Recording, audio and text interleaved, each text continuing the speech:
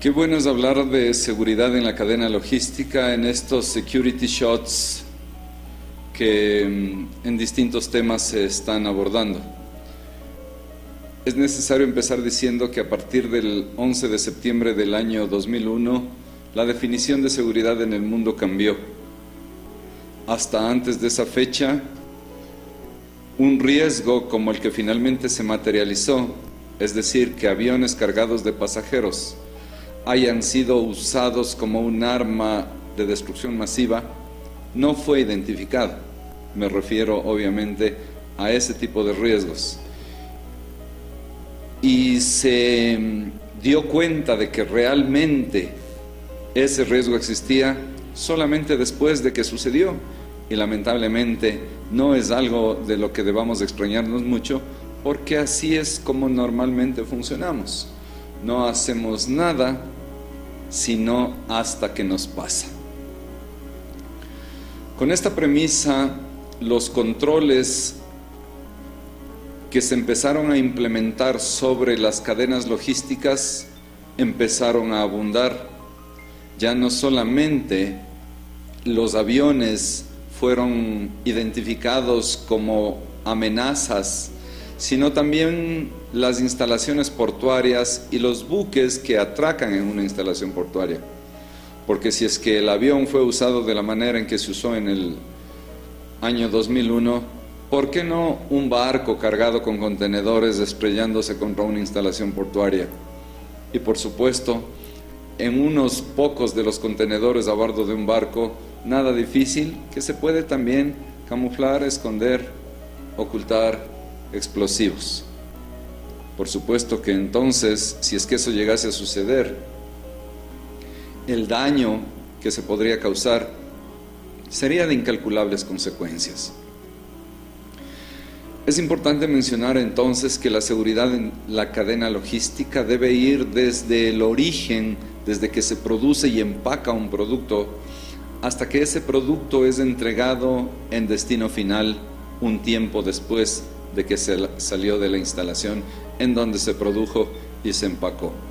Para que esto suceda va a intervenir, como no puede ser de otra manera, el elemento humano. Y debemos considerar entonces que el elemento humano es el eslabón más fuerte o el eslabón más débil en una cadena de prevención de riesgos. Y sobre ello debemos trabajar muchísimo. Por supuesto, el enfoque que debemos dar al control del elemento humano para la seguridad de la cadena logística debe cambiar diametralmente en un sentido que vaya opuesto a la forma como ahora se entiende el control sobre ese elemento humano. Si es que los colaboradores, los empleados, los trabajadores de una empresa se aplican controles, el paradigma actual nos obliga a pensar que esos controles se los aplica precisamente porque desconfiamos de ese elemento humano y por eso lo controlo. En realidad es algo que se debe romper, ese paradigma debe ser roto absolutamente, porque el control dentro de la seguridad de la cadena logística bajo ningún punto de vista implica desconfianza. Todo lo contrario, el control significa protección. ¿Y a qué me refiero específicamente? El delincuente, cuando intente vulnerar una cadena logística, va a necesitar por lo general de alguien que ya forme parte de esa cadena logística. ¿Y a quién va a abordar el delincuente? ¿A quién por medio de amenaza, de extorsión, de chantaje, de infundirle miedo? O por qué no decirlo también, a cambio de un poco de dinero, ¿a quién va a recurrir ese delincuente? Precisamente a aquella persona que no sea sujeta de controles. Ese es el blanco perfecto para el delincuente. A través de esa persona, aquella que no es sujeta de controles, el delincuente va a querer entrar a nuestra organización. ¿Cómo yo reduzco la posibilidad para que los empleados de mi empresa, de mi cadena logística, no sean blancos de los delincuentes? Pues precisamente controlándolos. Allí está el quid del asunto. Mientras más control existe sobre un empleado, más protegido está ese empleado. Menos posibilidades existen de que el delincuente intente de cualquier manera abordarlo. Simple y sencillamente porque los controlamos. Es decir, porque protegemos a nuestros empleados. Es importante mencionar que para la seguridad en la cadena logística, en la actualidad existe la posibilidad de la implementación de lo que se llaman sistemas de gestión. En el mercado se pueden encontrar algunos, cada uno con sus propias características, sin importar, por supuesto, cuál sea el sistema de gestión que se adopte. Lo fundamental es considerar que ese sistema de gestión debe ser tomado en cuenta siempre, inclusive en la toma de decisiones.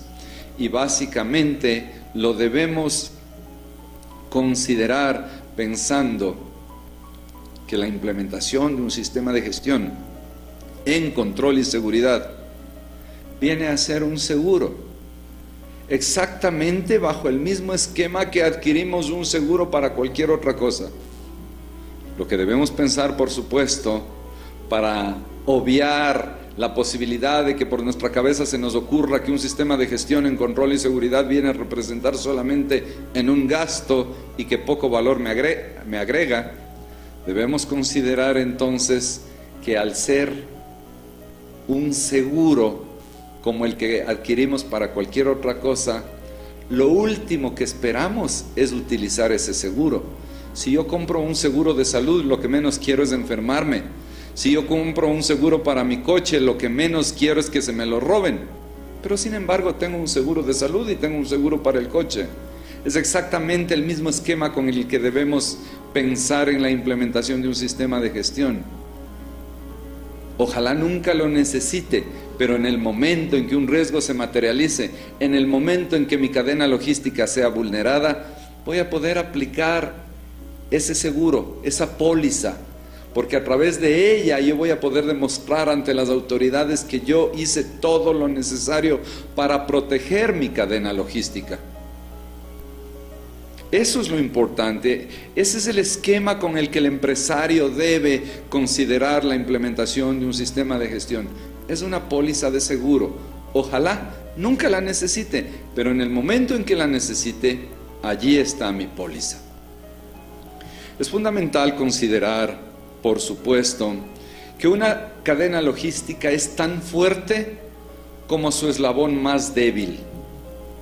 Teoría que forma parte, o enunciado más bien que forma parte, de lo que se conoce como la teoría de las restricciones. Obviamente, enunciados enfocados a la productividad de una empresa. Sin embargo, en el tema que nos ocupa, la seguridad de la cadena logística, el enunciado es exactamente el mismo. Una cadena logística es tan fuerte como su eslabón más débil. Mi cadena logística está formada por 4, 5, 6, 10, 15 eslabones. ¿Cuál o cuáles de ellos son los débiles? Yo tengo que identificarlos, porque aunque yo sea uno de los eslabones fuertes, si es que uno de los débiles se rompe, las consecuencias, por supuesto, también me van a perjudicar a mí. De allí la necesidad de identificar al eslabón débil para darle soporte, cualquiera sea ese eslabón débil. Si yo soy el exportador y el eslabón débil es el transporte, pues debo dar soporte al transporte. Si yo soy el transporte y el eslabón débil es el exportador, pues debo darle soporte al exportador. No puedo permitir que mi cadena logística se rompa, o que se rompa el eslabón del cual yo formo parte en esa cadena logística. En realidad, trabajar en un tema de seguridad siempre va a generar cierto tipo de resistencia, porque vivimos pensando siempre, equivocadamente por supuesto, que a nosotros nunca nos va a pasar nada. Hacer prevención es pensar que también somos vulnerables y que también estamos amenazados. y debemos enfocarnos en las peores consecuencias posibles de esas vulnerabilidades y esas amenazas. Solamente allí puedo hacer prevención, porque de lo contrario, si es que yo no la hago, es decir, si es que yo solo pienso que nunca me va a pasar, en el momento en que un riesgo se materialice, lo que hubiese invertido siendo preventivo, voy a tener que multiplicarlo hasta por 3 veces más si soy reactivo. No podríamos llegar a ese punto. Siempre se puede hacer algo antes. La seguridad es esa póliza de seguro que nosotros vamos a tener en caso, ojalá que nunca, pero en caso de que algo se materialice. De allí la necesidad de pensar en la implementación, en el funcionamiento y en el mantenimiento de un sistema de gestión en control y seguridad en la cadena logística. Ojalá, insisto, ojalá nunca nos pase nada, pero no es momento de pensarlo así. Tengo que pensar que me puede pasar, y pensando en lo que me puede pasar, voy a tomar las medidas que sean necesarias para prevenir la posibilidad de que un riesgo se materialice. Consideremos que los riesgos podemos dividirlos en especulativos o puros. Los riesgos especulativos son aquellos que en caso de materializarse, su resultado es una ganancia o una pérdida. Los riesgos puros, en cambio, son aquellos que en caso de materializarse, sus resultados generan un empate o una pérdida. En un riesgo puro jamás existe la posibilidad de que el resultado sea una ganancia. La pregunta, por supuesto, surge inmediatamente: si sé que es un riesgo puro y sé que el mejor resultado posible es un empate, entonces ¿para qué juego? La respuesta es muy simple. El juego de usted está en hacer lo que hace, en mover carga, en producir carga, en empacar carga, en consolidar carga, en transportar carga, en recibir carga. Ese es su juego. Alrededor de eso, los riesgos solamente son puros. Si un riesgo de contaminación con drogas, si un riesgo de terrorismo, si un riesgo de robo se materializa a través de lo que usted hace, le aseguro que no va a ganar nada. Ojalá y empate. Al menos eso es lo que se espera. El máximo resultado va a ser un empate y ojalá eso suceda. Lo único que le aseguro es que con estos riesgos puros, en caso de que se lleguen a materializar, usted nunca va a ganar nada. ¿Para qué tener un nivel de riesgo tan alto? Hagamos algo antes. Siempre es posible. Muchas gracias.